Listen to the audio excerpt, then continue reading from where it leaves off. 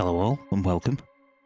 Yeah, I was thinking it's just been a little while since I put out the last video. Now why is that? Have I made any new music, and am I still working on the synth? Well, first of all, yes, I am still working on the synth, but that is more of a stretch goal. To put it simply, there's things I've got to do first.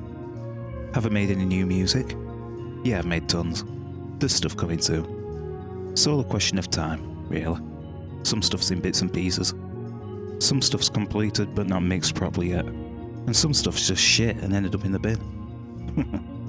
You can't win them all. Yeah, sometimes when I'm testing things out, I make little experiments, and they often become the background music to these videos. And some of the background music is unfinished tracks that I intend to release when I've either re-recorded them, rearranged them, or finished recording them. Like some stuff might be a completely finished structure, but it might lack guitar, if it's a guitar track. Things like that, for example.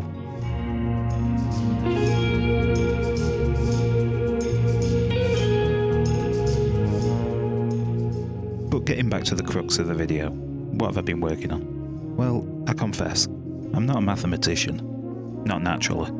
Don't even ask me to do mental arithmetic, if you want a quick answer. It's not my strong suit, and the sad part is, it probably never ever will be. I know. But sitting down and wrapping my head around things, I can do. And so I've had quite a bit of research to do. And I must say, for someone like me who hasn't done physics, or geometry, or DSP even, at any kind of higher educational level, and who can easily get confused when first looking at intense mathematical equations, it's been an uphill battle, but determination is everything. I'll always get there in the end. I know what I'm trying to achieve, and if you're like me, then I'm here to tell you that if you have determination, it is not impossible. We can always learn and get faster. Just do your reading, do your research, check your results, double check your results. Don't be afraid to admit that you've completely screwed everything up if you have, and figure out why it's all screwed up. It's just a question of time and perseverance, and thinking about things logically. If you don't have a good grasp of your language, for example, C++, admit it to yourself. Get a good grasp of it, then go back to what you're trying to do. I've been programming in C++ for so long that a lot of things just come naturally to me, in that regard.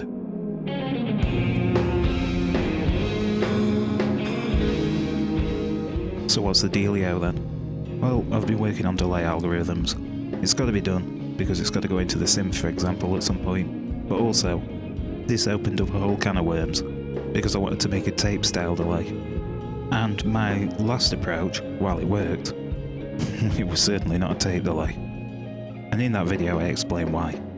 That approach revolved around resizing the circular buffer, but always reading and writing to and from the buffer at a constant rate. And I also explained that I was going to experiment with some other approaches. And so that is exactly what I did. This approach relies on having a fixed size circular buffer that we read and write to and from at a variable rate. And I certainly don't have everything perfect at the moment at all, but progress is being made. This kind of tape delay that I'm making is based on a Watkins copycat. So the idea is that we have an erase head and a record head, and multiple play heads. But I'm not making a one-to-one recreation or anything like that. I'm sort of creating my own thing, but what is based on those principles that encompass it. There's already enough plugins that are doing one-to-one recreations of Roland space echoes and Watkins copycats, and I just want to engineer my own style of tape delay. Does this mean it'll be easier to make? Not exactly. I have a certain kind of perfectionism that must be attained, and I'll not sleep until I've found it. But in saying that, I don't have a Watkins copycat or a space echo, but I have been fortunate enough to play through them when I have been shopping around and things like that. It was a long time ago, but you know when something's awesome you remember it. And I'll be working off of real data, wherever I can acquire it. So hello Google, how are you doing? Show me the search results. Lol. But if anyone does have either, and wants to help out in the data collection aspect of things, let me know. I'll credit you if you want. I mean, some people don't want to be credited or anything. And by data collection it could just be something as simple as tweaking some settings and throwing my test signal through it, recording it, send it back, and then I'll compare it against the algorithms that I've implemented and how they behave. Anyway, now is probably a good time to go through some of the difficulties that I've come across while experimenting with this approach. Well, perhaps the main difficulty, which is quite obvious. If we slow down a tape to half of its speed, for example, then the contents of the tape are then effectively spread over a wider area. Well, not exactly, because obviously the loop of tape hasn't got any longer. It's just that we're playing through it at a slower rate. So I'm specifically talking about when it comes to the output. But it'll take twice as long for the contents of the tape to play through. And that in itself would make it appear to be lower pitch than what it was recorded at, in terms of our perception of it anyway. And likewise, if you speed up the tape to double its speed, then the area would be reduced, which means we're going to perceive it as being higher in pitch. And if that doesn't make sense, you can think of it as if we recorded a sine wave and then stretched it out, then the oscillation of that sine wave would be slower, so that would be a lower pitch sine wave. And if we shrank the sine wave, then it'd oscillate quicker, which is exactly how we make a higher pitch sine wave. And simply making higher and lower frequency sine waves is something we can do very easily digitally. But we're not, we're essentially recording and then stretching or shrinking. And in the analog realm, regardless of all its defects, this is all well and good. But when it comes to recreating it digitally, this brings with it some implications that simply can't be ignored. And this all comes back to sample rate. If we're working at a sample rate of 48 kHz and we record a sample and then slow it down to half of its rate, it is then effectively being played back at a sample rate of 24 kHz. And then if we half its speed again, we're then at 12 kHz. And this is a problem because then we're losing our frequency resolution and we're effectively lowering the Nyquist frequency. So this means that any frequencies in the signal that surpass the Nyquist frequency will alias. And because of the nature of digital recording and how everything's recorded in discrete time as opposed to continuous time in the analog realm, and therefore represented by samples, we cannot get around the fact that we're going to be either stretching or shrinking the samples in terms of the gaps between them, depending of course on the speed that we're playing them back at. So what is the solution? Well, in short, I'm still researching to find an efficient one, but let's take a look at bucket brigade delays, or bucket brigade devices if you prefer. The thing about these is that while they are analog, they sort of occupy a grey area between analog and digital. I'll just quickly summarise a bucket brigade delay for those who don't know. So what you have is a chain that is made up of a capacitor flowing into a transistor, flowing into a capacitor, flowing into a transistor, and on and on and on for the length of the bucket brigade device. The capacitors hold the samples, so this is where it gets into that digital territory. So the first capacitor will fill up to a voltage that represents the incoming sample, and then there's a clock which governs the sampling rate. On each pulse of the clock, the transistors will open, which will allow the voltage within each capacitor to progress along the chain.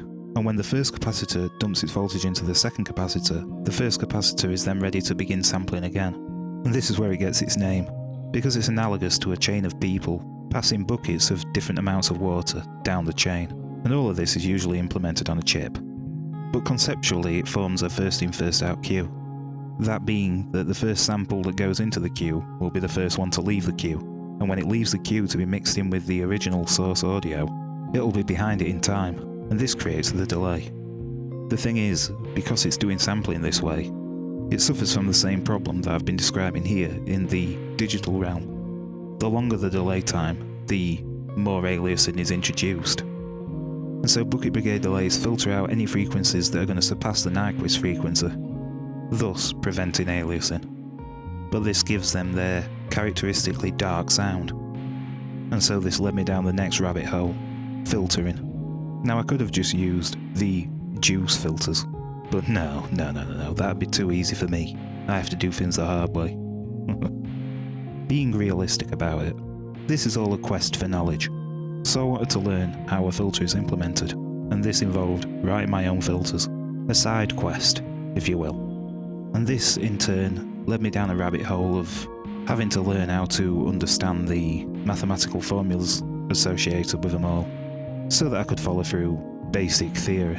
Well, I say basic, it certainly wasn't to me, but if you've been studying DSP at a higher level, or for any serious length of time, it's probably really basic to you. But obviously we all have to start somewhere. So the first filter I created was a moving average filter, but I deleted it because it was garbage. Then a running average filter, which turned out to be a disaster because I didn't quite understand things properly.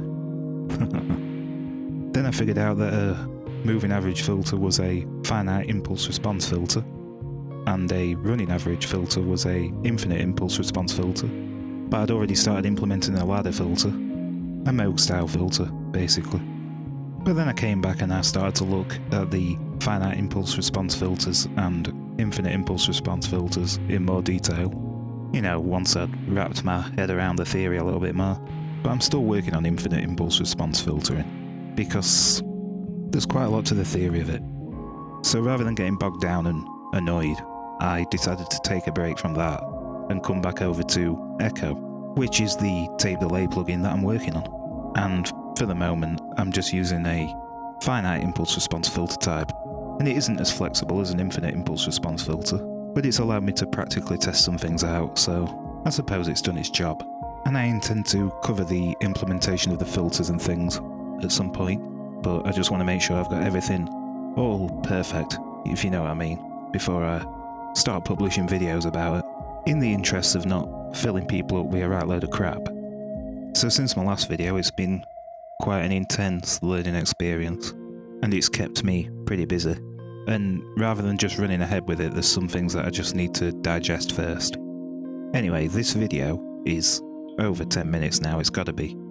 So what I'll do is I'll cut this video here, and then in the next one I'll demonstrate what I've got so far, because that might take about 10 minutes or something with audio examples. We'll see. So if you like this content, feel free to comment, like, share and subscribe. You know the deal. Come on now, you can't fool me. You know it. What's up with it? Anyway, yeah.